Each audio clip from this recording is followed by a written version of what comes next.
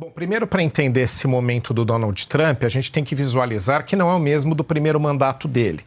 No primeiro mandato dele, era um outsider na política, ele não era um quadro tradicional do Partido Republicano. Aliás, ele não era de partido nenhum. Ele chegou a cogitar ser candidato independente, o que nos Estados Unidos pode. Não necessariamente tem que ter uma filiação partidária. E até mesmo transitou um pouco com o Partido Democrata. Então, ele teve algum tipo de conversação nesse sentido, acabou saindo naquele momento pelo Partido Republicano. Naquele momento, ele era novidade, ele não era um político tradicional. Nesses anos todos, ele construiu, não só por ter sido presidente, toda uma trajetória. Então, agora, ele é um quadro tradicional do Partido Republicano, que é um partido importante nos Estados Unidos, com muita história, com gestões como de Ronald Reagan e várias outras que se destacaram. Então, por conta disso, a gente tem que entender que agora é outro momento. Neste outro momento, ele chega fortalecido. Então, imagine só, nos Estados Unidos, onde a eleição indireta que vale para escolher um presidente, ele venceu a indireta, por isso que é presidente, mas também a direta, por uma grande margem sobre a candidata Kamala Harris, ou seja, politicamente forte, com o Partido Republicano já consigo. Tanto é que ele disputou com outros pré-candidatos, governadores de estado, candidatos políticos fortes do Partido Republicano. Ele foi vencendo outras candidaturas, então tudo construído de uma forma sólida. Então ele vem com tudo. E com o partido ganhando as duas casas. Exatamente, ótimo ponto. Com o partido com as duas casas e com o judiciário, que ele ajudou também a uma reformulação, indicando novos juízes, ministros do Supremo. De maioria conservadora. Exatamente. Então, ele está num momento onde ele está fortalecido, o partido fortalecido. Então, na esfera do Poder Executivo, Legislativo e Judiciário, ele vem com muita força. Então, ele está em outro momento. Tanto é verdade que ele já chegou com uma agenda muito forte. Eu acredito, né, e tem que se saber lidar com o Donald Trump, né, que ele vem com uma agenda forte em relação a uma reformulação econômica dos Estados Unidos, uma nova visão de mundo, então tem que se lidar com isso. Então, os outros países, outros estados, o Brasil, tem que saber que essa agenda está posta. Muitas novidades vieram nesses dias todos, tanto internas, mas principalmente internacionais. A questão da imigração nos Estados Unidos é um problema forte. Então, só para dar dados aqui, entre 11 e 15 milhões de pessoas vivem ilegalmente nos Estados Unidos. É uma enormidade. Muito. É uma enormidade. Lidou com isso. Guerras, duas principais, a de Israel contra o Hamas. Eu não falo palestinos porque o problema ali era o Hamas, principalmente. Né? Eu acho que os palestinos têm como ter uma conversa, e muito bom isso. Precisam de ajuda também. Exato, precisam de ajuda, tem também seus próprios problemas, mas acho que Israel tem como ter uma boa conversa com eles, isso é bom, mas o Hamas extremista. É um terrorismo, né? Exatamente, um grupo terrorista, um grupo extremista. Então, essas questões, a questão da Rússia com a Ucrânia, e ele apresentou propostas para todas essas vertentes. E também resgatando um protagonismo dos Estados Unidos, ou já com essa agenda de resgatar, envolvendo-se menos em discussões em organizações internacionais, que a gente chama de multilateral. Então, acho que este é o momento de Donald Trump e por isso vieram tantas medidas. Mas a gente teve muitas novidades em tão poucas semanas. Marina? Eu gostaria de entender um pouco mais disso que é chamado de nova ordem mundial. Então, você via ali, por muito tempo, né, desde o final da Segunda Guerra Mundial, os Estados Unidos como a principal força global. E aí, depois disso, você teve um crescimento muito importante da China, que desponta hoje como a segunda maior superpotência, inclusive com poder bélico parecido com o dos Estados Unidos, né? Então, população, economia, enfim, diversos outros aspectos. E aí começou a você ter ali, além da China também, o poderio dentro da Europa, da própria Rússia, e aí no Oriente Médio, o Irã, que também foi se expandindo. Então, e tinha ali uma certa aliança, vamos dizer assim, entre essas três potências também. E eu agora, com a chegada do Trump, isso parece está mudando um pouco. Então, eu queria que você falasse um pouco da sua visão. Existe uma tentativa de aproximação do Trump, da Rússia, isso faz sentido do ponto de vista geopolítico e desse enfrentamento maior, vamos dizer assim, à China? Qual que é a sua visão? Ótimos pontos. Eu acho que tem duas situações aqui a gente pode analisar, né? Qual é a relação dos Estados Unidos agora com a Rússia, né? E por que tem essa relação e é importante, e qual é esse momento dos Estados Unidos. Então, o que a gente teve? Como você mencionou, quando veio a Segunda Guerra Mundial, os Estados Unidos saíram como os grandes vencedores de uma Europa que saiu desmantelada naquele momento da Segunda Guerra, e outra superpotência, que era a então União Soviética. Né, que daí tinha uma visão estatista, uma visão que seguia a linha do socialismo, para alguns do comunismo, mas de economia planificada, né, seguindo ali uma orientação completamente diferente. Então o mundo saiu dividido, duas potências grandes.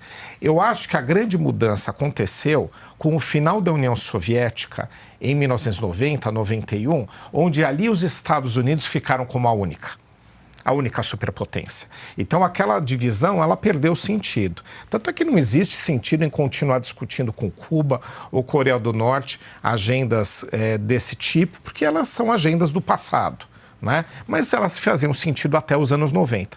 Aí os Estados Unidos ficaram como a única superpotência. A União Soviética se desmantelou, a Rússia herdou quase todo o protagonismo, herdou as armas nucleares.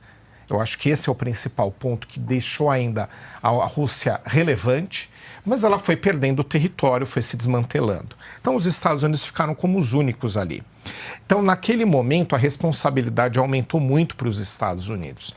A única superpotência surgindo de um momento onde, então, você não tinha já grandes divisões no mundo, vamos globalizar. Então, ali foi a globalização a palavra do momento. Então, um veículo que tem componentes produzidos em vários países, outros tipos de produtos tecnológicos com também componentes produzidos em vários países, e os Estados Unidos aceleraram a agenda China. Qual era a agenda China que já havia nos anos 70?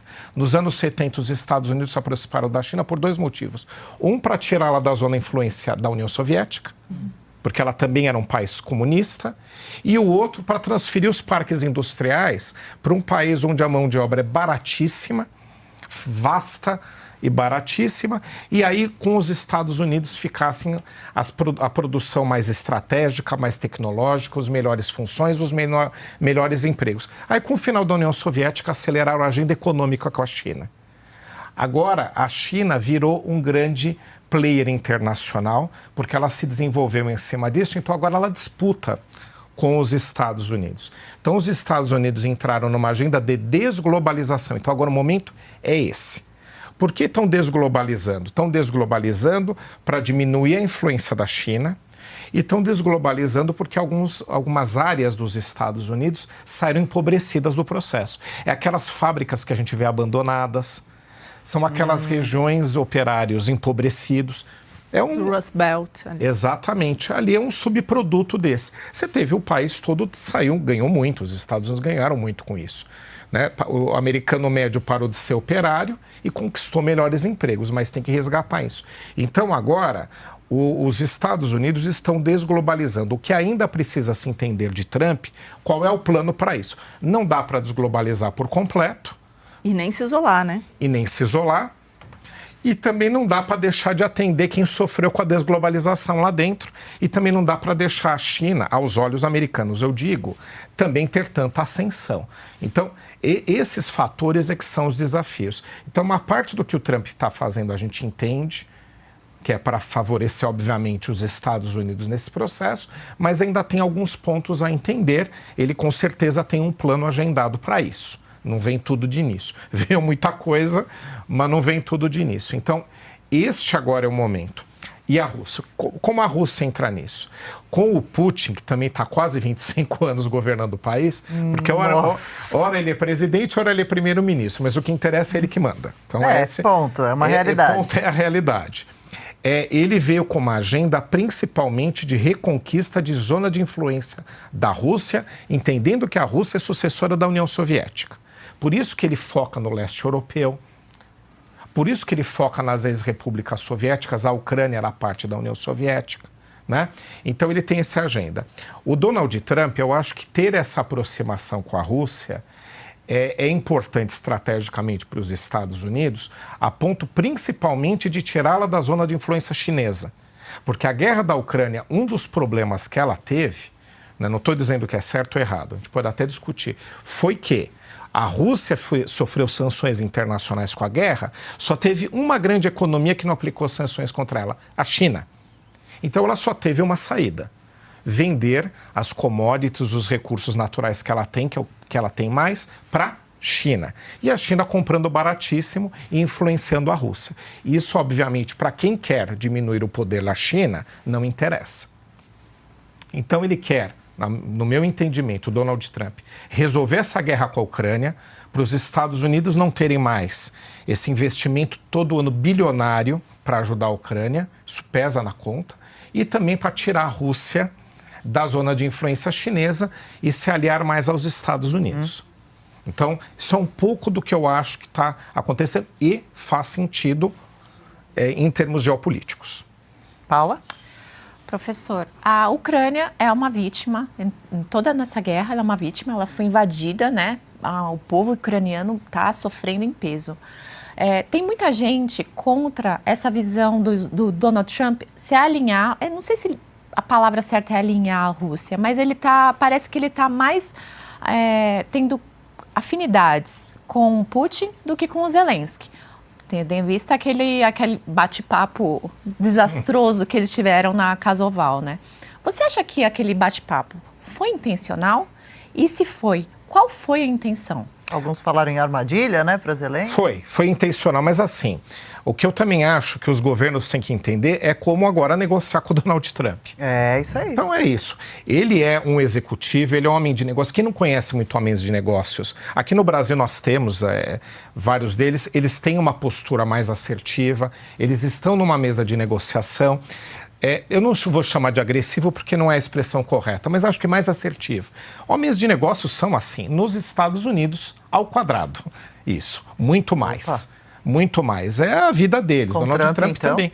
Ele tem um histórico, já a família dele era do ramo imobiliário e ele é um executivo de sucesso. Às vezes lembram algum empreendimento dele que deu errado, mas executivo de sucesso é assim. Ele faz várias apostas. Negociador. Aqui esse deu errado, mas aquele deu certo, na média ganhou. É assim que funciona. Homem de negócios, eles acertam e erram, mas eles ousam. Quem vai negociar com ele tem que estar disposto a uma conversa desse tipo. Ele não é um diplomata, um chefe de executivo clássico, burocrata, que tem muitos, ou até mais diplomático, né? Não é a característica dele. E podem ter ganhos os países que souberem conversar com ele, porque saem negócios ali. Então eu acho que quem vai falar com ele tem que estar preparado, porque não é fácil, ele é muito inteligente e ele age dessa forma. Né? Tanto é que quando interessa e o negócio sai, ele volta e afaga também. Ele está buscando um resultado. Então, tem que entender, eu não acho isso um defeito, é uma característica. É uma característica e, repetindo, quem souber fazer negócios e quiser, são oportunidades que também surgem com os Estados Unidos, não precisa dizer o que representa o país. Mas o que acontece? Em relação à Ucrânia, a agenda mudou, esse é o primeiro ponto. Joe Biden, que era um presidente que entendia muito, conhecia muito de política externa, tinha uma outra visão para a Ucrânia. Ele queria levar a OTAN às fronteiras com a Rússia. Por isso que ele queria incorporar a Ucrânia dentro da OTAN. A OTAN é a organização militar do Tratado do Atlântico Norte. Então, é principalmente liderada pelos Estados Unidos. Aos olhos de Joe Biden, levar para lá, incorporar a Ucrânia, estenderia o poder da OTAN. Então, era essa agenda. E investiu muito lá. Donald Trump já vê que não é para continuar investindo e já não acha mais necessário, até porque era duvidoso se era necessário. Você já está ali na Polônia, República Tcheca, Eslováquia, naquela região a OTAN já está. Para que se desgastar com o Putin, com a Rússia? Joe Biden entendeu que tinha, Donald Trump e muitos líderes europeus, acham que não deveria. Então, esse é o ponto. Então, eu acho que não é propriamente um favorecimento da Rússia, é uma outra relação de interesse. Então, a partir do momento que não interessa incorporar a Ucrânia na OTAN, então a agenda muda, a conversa muda. Mas precisamos resolver aquela guerra? Sim, um dos motivos eu já falei, que é tirar a Rússia da zona de influência da China. que foi o que acabou acontecendo com essa guerra. A Rússia não teve a quem recorrer, não se vendeu para a segunda maior economia do mundo. Então, essa é uma lógica. Com o Zelensky, ele viu ali numa situação que tinha que pressioná-lo. Porque se você não pressiona os dois lados, o acordo não sai. E agora, nos últimos dias, também ele já fez críticas a Putin, Donald Trump, e a própria Rússia também. Então, eu acho, podemos ainda, tem que acompanhar um pouco mais o que ele vai querer fazer, mas o que me parece lógico para quem muda essa agenda é falar com a Rússia e com a Ucrânia e também pressionar os dois lados. No caso do Zelensky, o que aconteceu? O que os Estados Unidos pediram ao Zelensky? Acesso aos recursos naturais, que a Ucrânia tem muitos, né, que aqui usou-se muito essa expressão no Brasil, terras raras, que são recursos minerais que não são comuns no mundo. Né? Então, os Estados Unidos primeiro pediram à Ucrânia para serem compensados. Falaram, olha, eu já gastei 160 bilhões de dólares da minha parte, mais outros 150 foi a Europa, eu quero ser compensado. Ninguém aceitou compensar, chamaram de doação. Ele falou o quê? Vejam como é assunto de negócios. Ah, é? Certo? Tá, então agora vamos falar daqui para frente. A Ucrânia quer continuar com o apoio militar e econômico dos Estados Unidos, então agora eu quero receber acesso a isso por esse motivo. A Ucrânia disse não primeiro, depois aceitou, porque inclusive a Ucrânia não tem muitas cartas na manga. Tem. Aliás, é quem menos tem. Tanto é que tem reunião para falar dela que ela não participa. Então, infelizmente, é fato. É tem triste. mais dinheiro, nem homens, soldados, não, e está com a segunda maior potência militar do mundo atacando o seu território. Então não tem que... Só os Estados Unidos podem confrontar a Rússia, mas ninguém. Vai querer brigar com... Exato. A própria Europa está se rearmando, que sabe que não tem como enfrentar, né? Porque é um poderio muito grande. Mas, enfim, foi esse o recado. Só que aí o Zelensky falou, tá, mas eu quero que você me garanta ou que a Rússia vai desocupar meu território, ou que não vai continuar avançando. Eu quero mais do que isso. Como a questão ficou empacada nesta situação, eu acho, posso estar enganado, que Donald Trump, ao fazer a reunião com o Zelensky, aproveitou para desgastá-lo, chamando de ingrato, que os Estados Unidos realmente investiram muito lá, e deixá-lo numa situação onde ele ficasse um pouco fragilizado politicamente e essa questão pendente que eu falei pudesse ser resolvida. E tanto é verdade o que eu estou dizendo que Zelensky, poucos dias depois, disse que podia retomar a conversa. Então, acho que está dentro dessa lógica de negociação. Não estou dizendo que é para ser assim, não estou dizendo que é elegante, não estou dizendo que é diplomático. É uma análise mesmo. É uma análise de como está sendo jogado esse jogo. Professor, também só para atualizar a notícia dessa madrugada, a Ucrânia atacou Moscou na maior ofensiva com drones desde o início da guerra. 2 pessoas morreram, 18 ficaram feridas, o bombardeio provocou incêndio, chegou a suspender transportes aéreo e ferroviário. A Rússia informou que abateu 337 drones ucranianos em diversas regiões do país, né? Que Trump diz, o Zelensky não está querendo o fim da guerra, você não quer a paz, precisamos negociar isso. Exato. Não dá mais para você ficar sentado aí nessa posição. Uma dúvida que eu tenho rapidinho. Por favor, Paula, bem rapidinho. O Putin está disposto a assinar esse acordo? Ele está. O que acontece é o seguinte, bom, a grande vítima é a Ucrânia, tá? Não adianta a gente falar outra coisa, ela está em risco de perder 22% do seu território, ela está com o país devastado e pode ainda sair devendo, né, nessa história toda. Morreram várias pessoas, chegaram a 2,5 milhões dos seus cidadãos fugirem para países vizinhos, teve aquela enorme crise de refugiados na primeira semana. Então, ela é, digamos assim, vítima dessa história. Ela está num tabuleiro de negociação entre potências, infelizmente. Também não está tão bem, né? Não está tão bem. Essas coisas acontecem. E ela foi traída várias vezes. E ela errou num momento crucial. Quando desmantelou-se a União Soviética, que ela era parte da União Soviética, 1990, 91, ela deteve o terceiro maior arsenal nuclear do mundo. Estados Unidos e Rússia com os maiores. O terceiro era dela, maior que França, maior que Grã-Bretanha e por aí vai. Foi feita uma negociação com ela. Falou, olha, entrega teu arsenal nuclear porque é um risco. Quanto mais países têm um arsenal nuclear, pior. Né? Por isso que tem tratados controlando. Entrega seu arsenal. Ela falou, tudo bem, eu entrego, mas eu quero garantias que a Rússia não vai me invadir. Não precisa dizer que não cumpriram. Professor. E ali ela errou ao não entrar ali na OTAN. Porque se ela entrasse ali na OTAN, ela seria defendida pela OTAN. Deixou para tentar entrar agora, foi invadida pela Rússia. E, professor, desculpa, a gente tem só mais 2 minutos. Será que o senhor conseguiria, dentro desse tempo, fazer uma avaliação rápida para a gente sobre os processos dos Estados Unidos e Moraes, o quanto eles impactam o nosso relacionamento com uma das maiores potências, se não... os Estados Unidos são a maior potência ou China... Estados Unidos Rússia, ainda são, é. Dificulta esse nosso relacionamento? O Itamaraty estava com dificuldade para se posicionar? Eu acho o seguinte, né? Eu acho que não desgasta. O Brasil e Estados Unidos, apesar de tantas idas e vindas, e não é de hoje, eles têm uma relação pragmática importante, né? E vários foram os governos. Você teve o presidente Bolsonaro com Joe Biden e eles não eram afetos. O Brasil e os Estados Unidos continuaram normais. Agora também. Trump e Lula também não há alinhamento. Em outros momentos também não houve.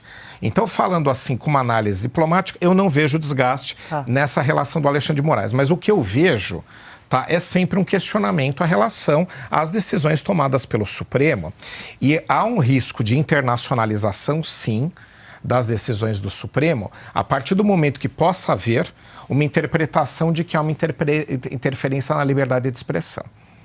Então, eu acho que essa é a linha que o Supremo tem que tomar um pouco de cuidado e o próprio Brasil, né? Porque aí, quando se fala dessa situação, questiona-se o país e não o poder daquele país, né? Que é o poder judiciário, por exemplo. Então, acho que esse é o ponto. Mas acho que desgaste entre os países, não. Você vai ter questões específicas, há uma ação judicial em trâmite nos Estados Unidos contra Alexandre de Moraes, que pode, inclusive, impedi-lo, né, de entrar no país. Essa questão juridicamente existe, mas eu não vejo ainda uma situação onde haja um desgaste Brasil e Estados Unidos por conta disso. Mas críticas sobre liberdade de expressão acho que podem vir. Claro.